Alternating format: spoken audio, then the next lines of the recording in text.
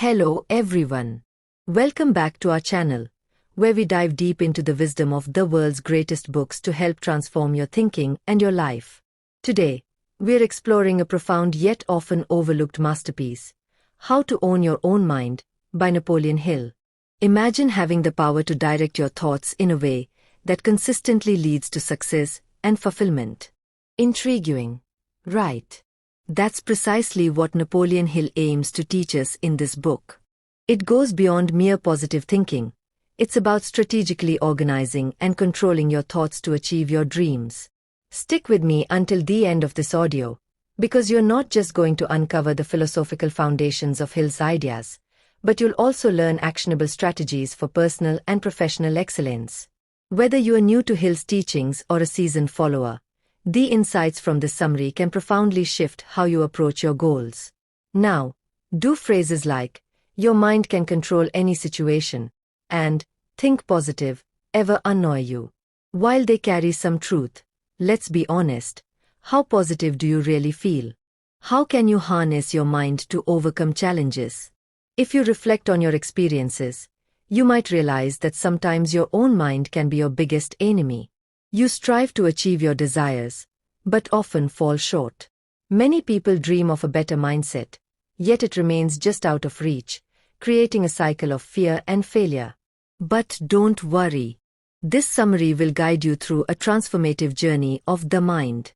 You'll learn the crucial importance of thoughtful action, how to train your mind to seize opportunities, and most importantly, how to discover your true purpose and the path to achieve it. So, are you ready to take control of your mind? Let's talk about creative vision. This concept isn't something people typically discuss in everyday conversations. Some might think it belongs solely to the realms of art and literature. However, for philanthropist and industrialist Andrew Carnegie, creative vision is something everyone should master. According to Carnegie, creative vision means the ability to recognize opportunities and take action on them. A key element of creative vision is imagination. Carnegie explains that imagination comes in two forms: synthetic and creative. Synthetic imagination involves combining existing ideas and principles to form something original.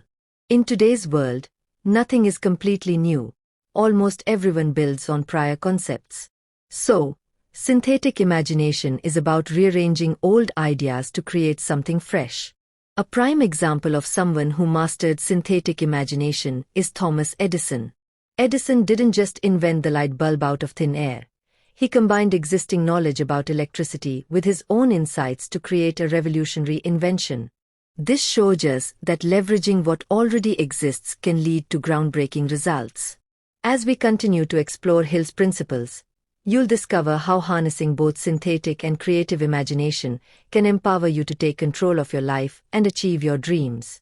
Stay tuned. Edison didn't just invent the incandescent electric lamp, commonly known as the bulb, out of nowhere. He built on two existing principles: energy and the electric lamp, both already in use during his time. However, the electric lamps of that era had a significant flaw. They didn't last long. The light came from pieces of wire connected to electric energy, which produced a bright glow, but the electricity would burn out the lamp's metal quickly. Edison had an innovative idea. He thought of using charcoal, which could burn for hours when connected to electric energy. This original concept, drawn from two old ideas, became the basis for Edison's successful invention and was used for many years. Now, let's talk about creative imagination. This type of imagination is when a person creates something entirely new. Think of the artists and writers you admire. They often rely on their creative imagination. Many of them can't pinpoint where their ideas come from. They just seem to appear. This was true for Edison as well. He claimed that brilliant ideas often came to him suddenly, and he would simply take action on them. To harness your imagination effectively, it's essential to develop both synthetic and creative imagination for your needs. Here are a few guiding principles to keep in mind. 8th, definiteness of purpose. Be clear about your purpose. The thought of financial gain, no matter how trivial it may sound, can spark your imagination. After all, Money can make life easier and can bring its own sense of popularity. Though the mastermind principle. This principle involves gathering a group of like-minded individuals to brainstorm ways to improve a product or develop a good business idea. When everyone shares the same goal, it creates a fertile ground for imagination to flourish. Teen going the extra mile. Suppose a woman like Anna has a passion for animal rescue. Her love for animals drives her to find more ways to spend time with them. This enthusiasm fuels her synthetic and creative imagination, allowing her to dream up innovative solutions in her field. 4. Applied faith. Your beliefs can serve as a powerful source of imagination. History is filled with notable figures who achieved their dreams thanks to their unwavering faith in themselves and their ideas. 5. Organized individual endeavor. This principle refers to a structured approach to stimulating imagination. A prime example is Edison's methodical process of inventing the incandescent lamp, where organized thought played a crucial role. Have you ever paused to consider how you think? If you are like most people, you probably haven't.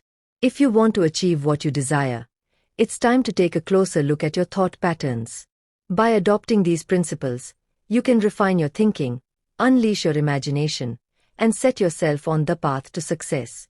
Let's continue exploring how to take control of your mind. To truly harness the power of your thoughts, it's crucial to understand how you think and to organize your thoughts effectively. There are two primary ways to do this: inductive reasoning and deductive reasoning. Inductive reasoning involves forming generalizations based on specific observations or experiences. For instance, if you notice that the sky looks dark and overcast, you might take an umbrella when you go out. You are drawing a conclusion based on the evidence of the current weather. On the other hand, deductive reasoning is the process of drawing specific conclusions from general principles or known facts. For example, if Peter is referred to as a bachelor because he is unmarried, this conclusion is based on the established definition of what it means to be a bachelor. This type of reasoning doesn't entertain opinions. It relies solely on facts. Opinions can be problematic because they are often biased and lack reliable information. Napoleon Hill, the author of this book, emphasizes the importance of distinguishing between fact and opinion. He suggests that you should trust opinions only when they are backed by factual information. Take Rainey, for instance. She has an opinion on nearly everything and makes sure her views are grounded in facts.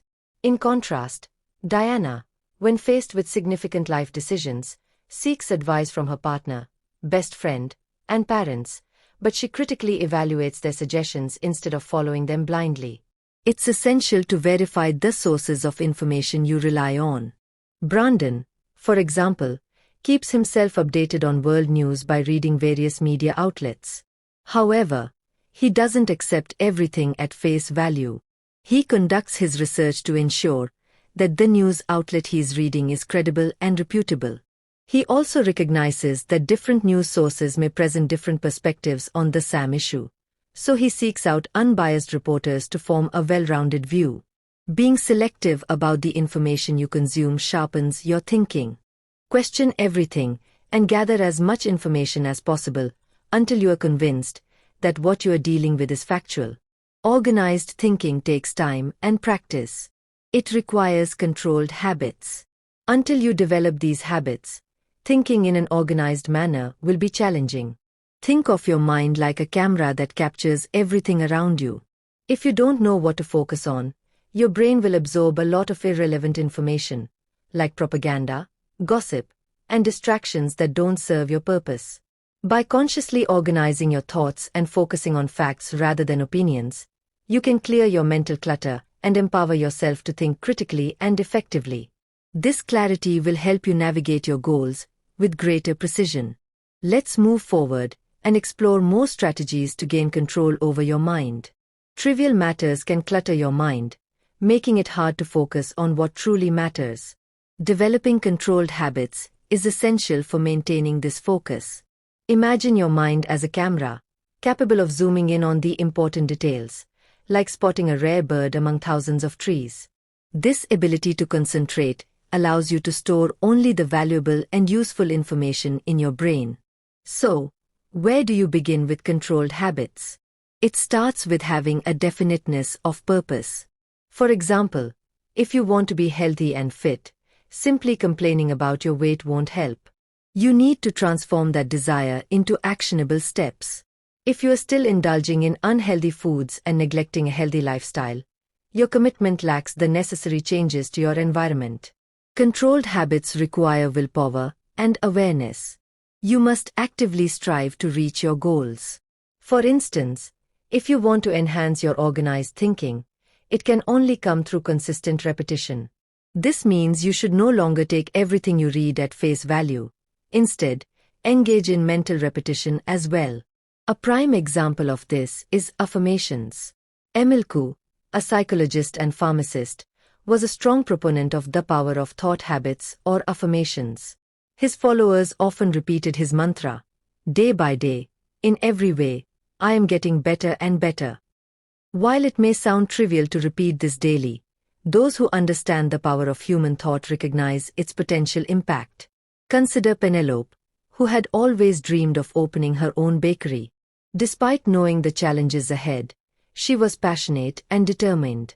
She began by listing all the tasks she needed to accomplish. Each day, she focused on one task, demonstrating her definiteness of purpose and commitment to her goal.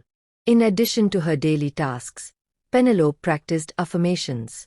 She repeatedly told herself that she was capable and would soon open her bakery. She understood that good things take time and reminded herself to be patient. These affirmations served as motivation throughout her journey, especially during moments of discouragement. They re-energized her when she felt frustrated. Moreover, don't underestimate the law of attraction. The energy you emit into the world will often return to you.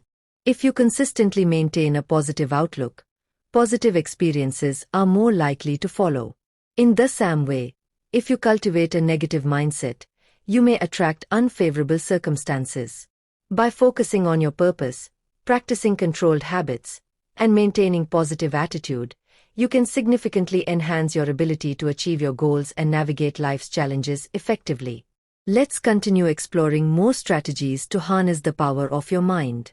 Negative controlled attention can be a major hurdle, but it's essential to understand how to achieve controlled attention, a key principle in achieving success, as emphasized by Napoleon Hill.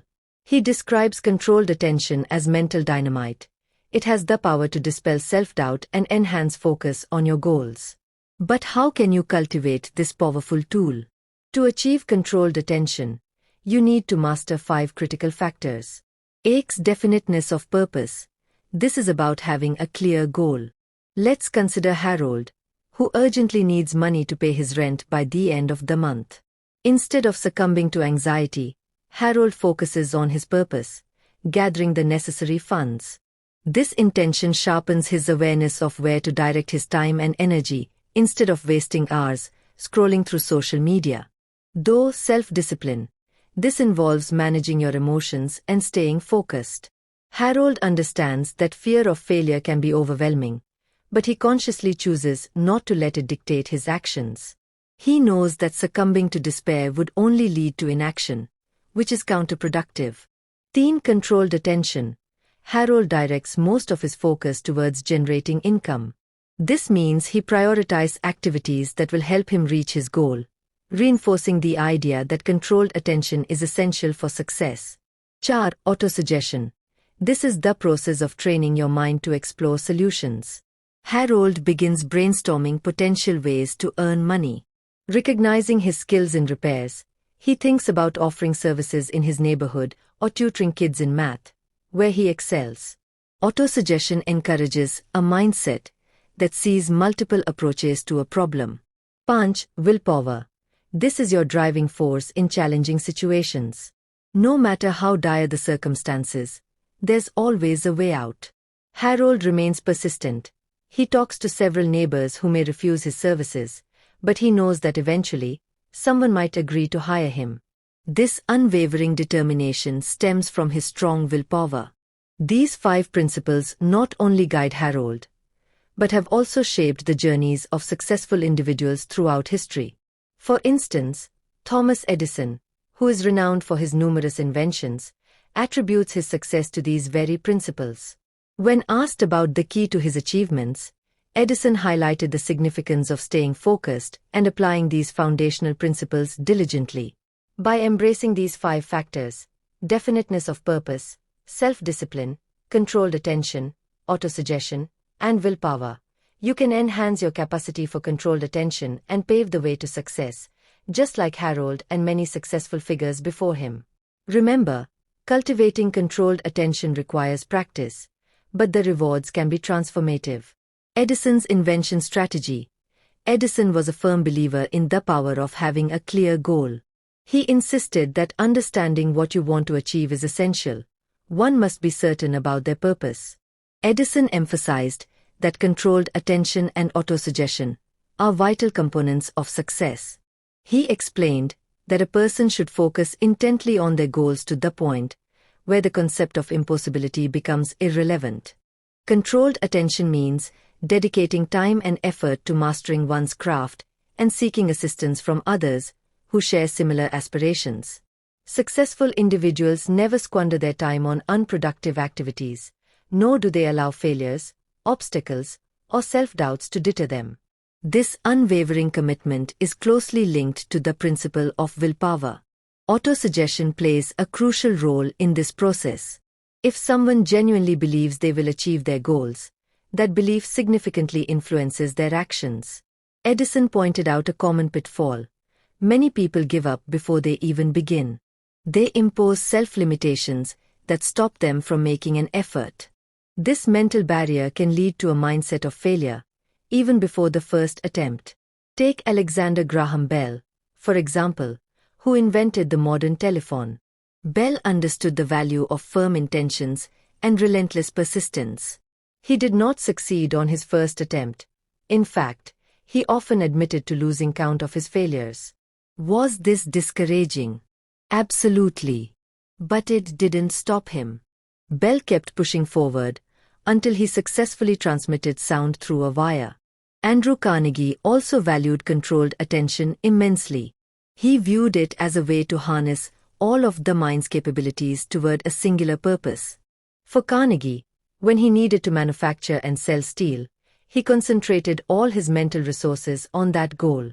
His success stemmed from this specialization, focusing entirely on steel production. But what about industries that thrive on diversity, like retail merchandising, which encompasses various departments? Carnegie argued that controlled attention can still be effective in diverse environments.